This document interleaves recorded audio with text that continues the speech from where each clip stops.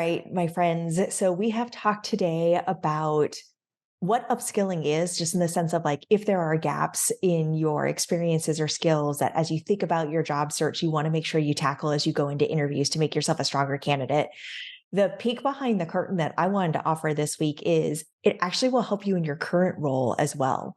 Whether Mm, that is literally you can bring something new to your company and say, hey, on the side, I've been dabbling in this, like maybe it's something we should be considering.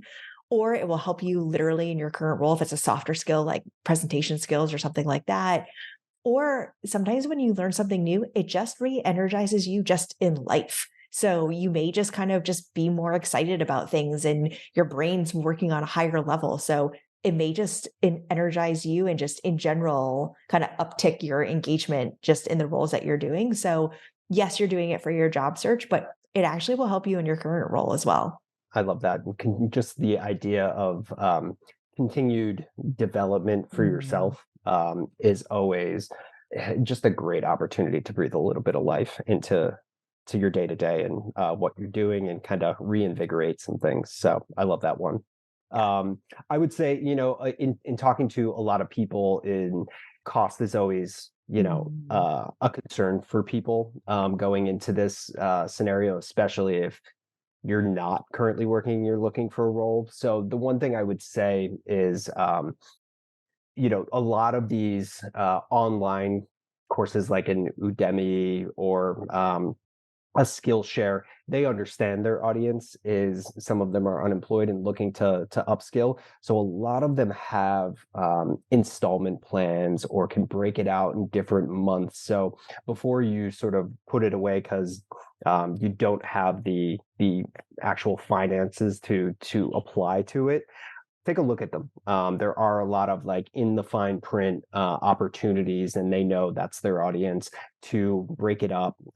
Maybe do it over a couple months, couple of different weeks, but don't let that be the friction point for you because there are ways around that. That's an excellent point. I do think sometimes people understandably kind of get scared away from something, but if it's something that's valuable to you, ask or look into it more because you never know sort of what options are out there. And I think, just to kind of like bring this full circle, because we started the conversation about, things going on in life and doing things for yourself sometimes that are really important. And I don't know, maybe it's because we've been away for a couple of weeks or just I've been thinking about some personal stuff.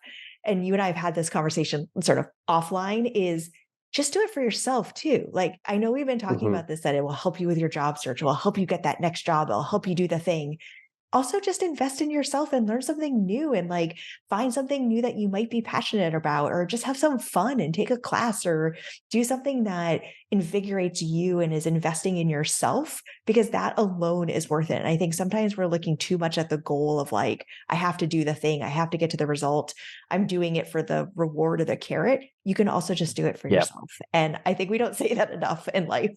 No, absolutely. It's so easy to get tunnel vision and just be sort of stuck in the mold that you're in, or just be focused on one thing, like the light at the end of the tunnel. But just put yourself out there, take a look at other opportunities. There's so many things that are very non-committal too, as Mhm. far as like introduction classes or intensive, like, 6-hour courses that are built to sort of pique your interest, give you a little bit of foundational understanding, and see if it's something that like ignites a little bit of a passion in you and you want to continue doing. So there's a lot of light lift stuff out there that again is non-committal that you can sort of dip your toe into the water and just put yourself out there and see if it's worth engaging and investing in.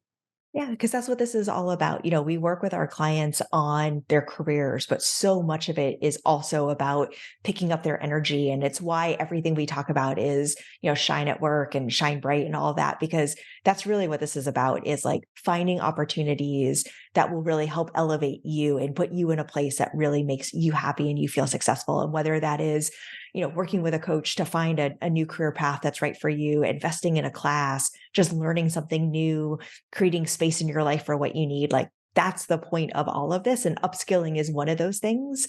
But Yep. just having the opportunity to focus on what you need is really the point of all of this and why we do this podcast and why we work with our clients and why we do all that we do. Going into the job search can be a bit of a daunting task. There's Mhm. not there's not that feedback loop of like, I've done the thing, I've applied to the position, now I've heard back, now I'm having the interview. There's a lot of black holes out there. There's a lot of pouring your blood, sweat, and energy into cover letters. And it's hard to feel like you're moving the ball forward sometimes. And we've talked about ways to get around that. But doing something like this can also help with that of like, this is something substantial, concrete, where you're going through the motions, maybe going through a course, or you can feel or see the improvement that you're making. And it's just from a psychological standpoint, when you're in the midst of a job search, can certainly help too. Absolutely. I love that.